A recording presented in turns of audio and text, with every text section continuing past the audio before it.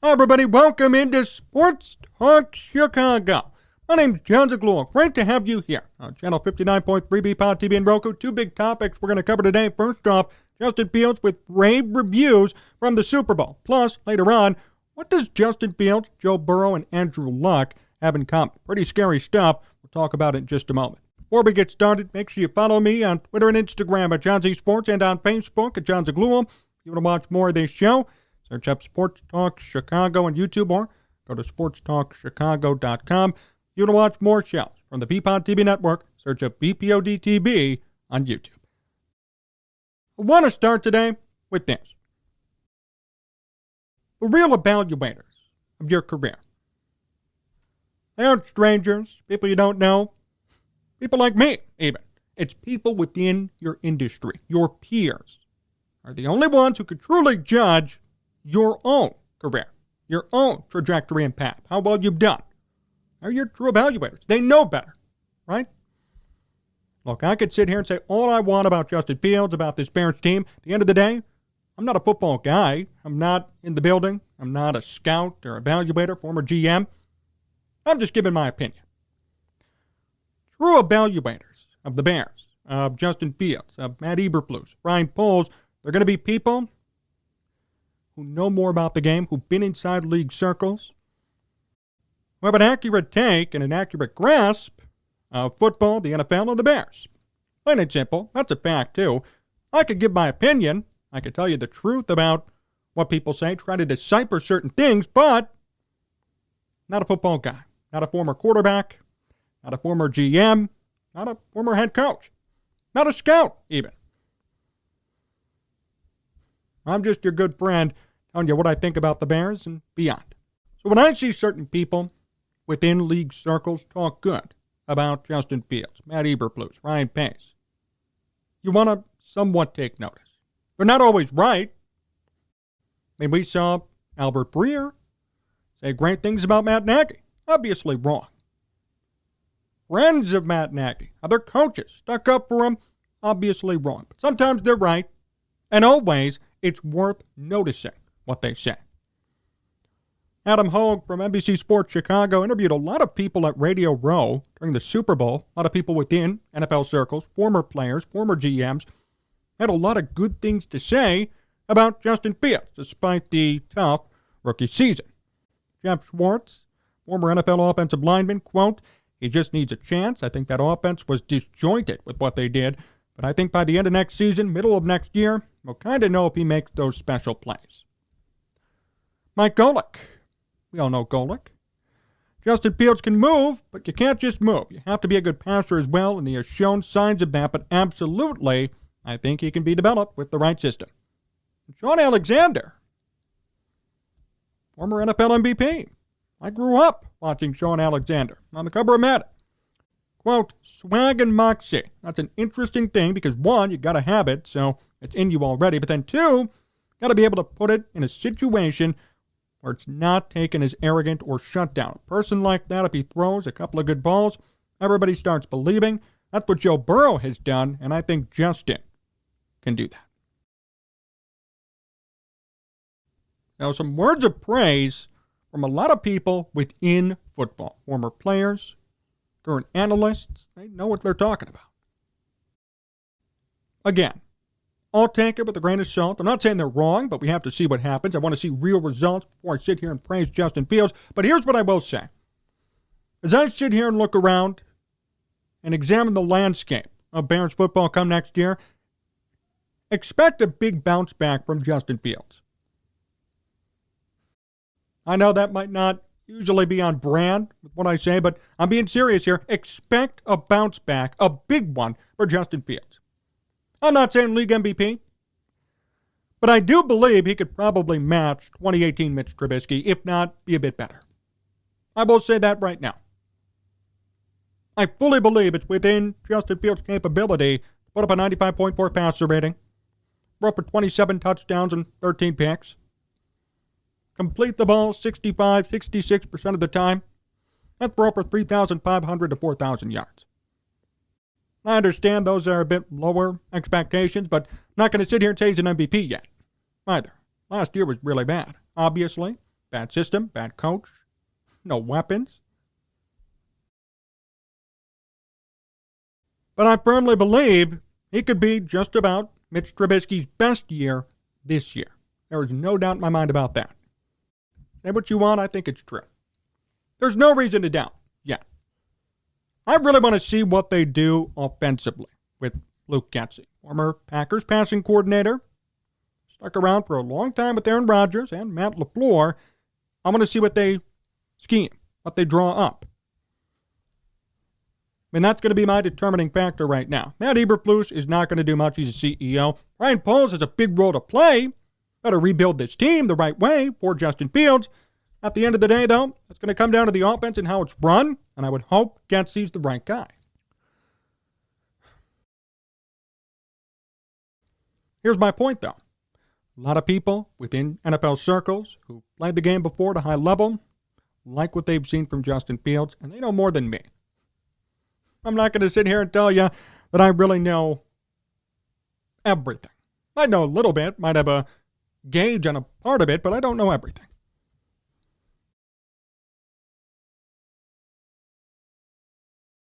This is encouraging. And as we know, it's been said a number of times since the end of last season, and need the right guy to develop Justin Fields. Jeff Schwartz said it. Need the guy to develop him. Mike Golick, need the guy to develop him. They do.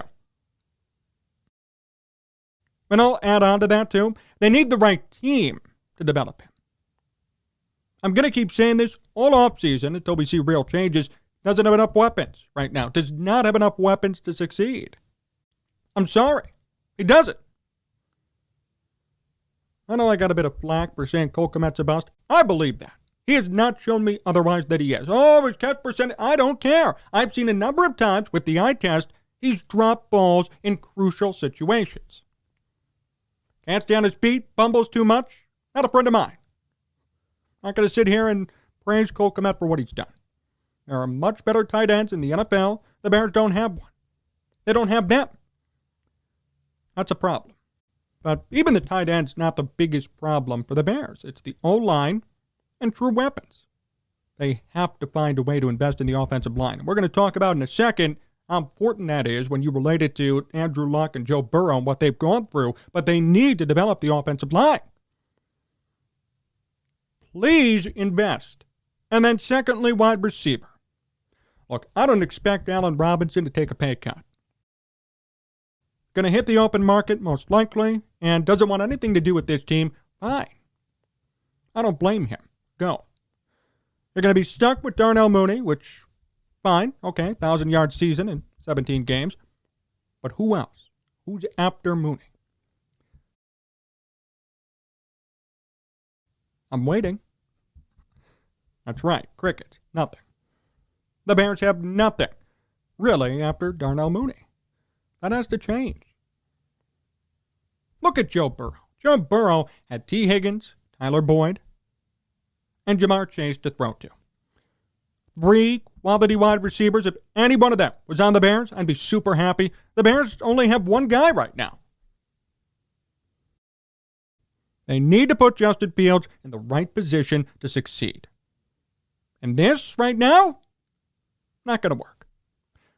Step 1 is complete. To their credit, step 1 is more than complete. Get Matt Nagy out of here. Matt Nagy is a joke of a coach. Should never coach in the NFL again. Shouldn't even coach high schoolers. I'm being honest here. Shouldn't. If he sabotaged Mitch Trubisky in the NFL, I can imagine what he'd do to a high schooler who he didn't like. So Matt Nagy is gone. That's step 1. Step 2, please develop him. Please build around him. Developing and building around him are going to be the 2 biggest factors to his success. Without a doubt. It's so encouraging to see a lot of his peers, a lot of people within NFL circles compliment him. I'm happy to see that. Happy to see people who know more about the game than me say he's a good quarterback. But there's always that caveat. And the caveat here is, can he develop?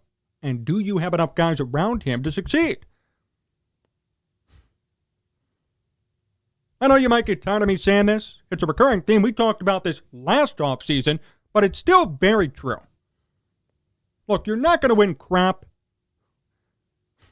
if you have nobody around him. You have no O-line, no wide receivers on top of it too, and Cole Kmet at tight end. Yeah, you're not going to win much.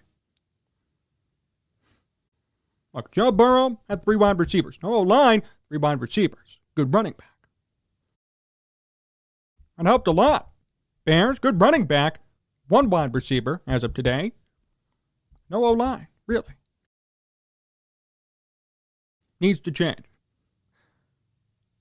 I do believe Justin Fields, though, if things could go the right way, which it looks like it might be, he's in for a big improvement next year. You heard it here. May not be a hot take per se, but I'm being serious. I mean, he's going to improve dramatically come next season. You'll see. Trust me on this one. He's going to get better. I don't know how much better, but I do believe he could probably match Mitch Trubisky's 2018 season. And if that happens, I won't complain. I mean, that's not bad. Hey, I'll take 20-plus touchdowns, limit the interceptions, run for a little bit, and win games. Take that all day. The Bears have never really been an offensive-heavy or quarterback-led team, so you don't need to do much to win. The defense is all right, had a couple of reinforcements offensively, and Justin Fields needs to be more so a game manager more than anything to win next year, which is perfect for development. He is not going to be expected yet to take over a game. He could, and if he does, that's great, but really all the Bears need is competency. They won 12 games with Mitch Trubisky, throwing for 26, 27 touchdowns, and 13 picks. They did. 95.4 passer rating. They won 12 games with that production. Mitch didn't have to be over the top. He was average. He was fine. Nothing wrong with him. Nothing bad. Played well. They won. That proves the Bears don't need Justin Fields to take over a game yet. They have enough weapons, defensively at least, and they have the ability to not have to worry about stuff like that. They have the ability to win enough games without Justin Fields taking over. And that's what gets me excited. So think about this. Right now, I do believe the Bears could be a 500-ish team if Justin Fields plays like 2018 Mitch Trubisky. Imagine if he took over games. Imagine if he threw for 4,000 yards, 30 touchdowns, rushed for 500, 600 yards. Plays a full year. Not getting hurt. I mean, you could be expecting much more from this Bears team. And all that's going to come down to his offensive weapons. It's going to come down to a couple more wide receivers, better offensive line, utilizing Justin Fields and playing to his strengths. All these things are correctable. We're talking about a salary cap of $40 million where the Bears could spend money. It's all possible. Up to the Bears to get it right. But it's encouraging to see a lot of people within league circles talk good about Justin Fields. And again, doesn't mean it's an end-all be-all, but usually in your career, your peers will tell you how well you're doing. I know nothing about cars, not a mechanic. I can't sit around and say you're a crappy mechanic. I could say you're a dishonest one. If you're charging me too much money, can't say you're bad at your job. Other mechanics will. Other former players could say Justin Fields is a bust. I could say I've seen nothing encouraging. Not the case. There's obviously something there. It's going to be up to the Bears to tap into that potential. There's something there for Justin Fields. Can the Bears tap into it? Can they equip him with a good enough team? Can they play to his strengths? Can they alleviate some pressure? He should not be expected to take over games next year. If he could play like 2018 Mitch Trubisky and be a game manager, my goodness, watch out. And if he does better and actually does take over games because he has that mindset, you're talking about a real good team and a real good quarterback. I'm encouraged right now. We got a long way to go, I get it. There are going to be a lot of headlines that we're going to have to sift through over the next couple of months till we get to September and August, but it's a good start. So I hope the Bears build around him.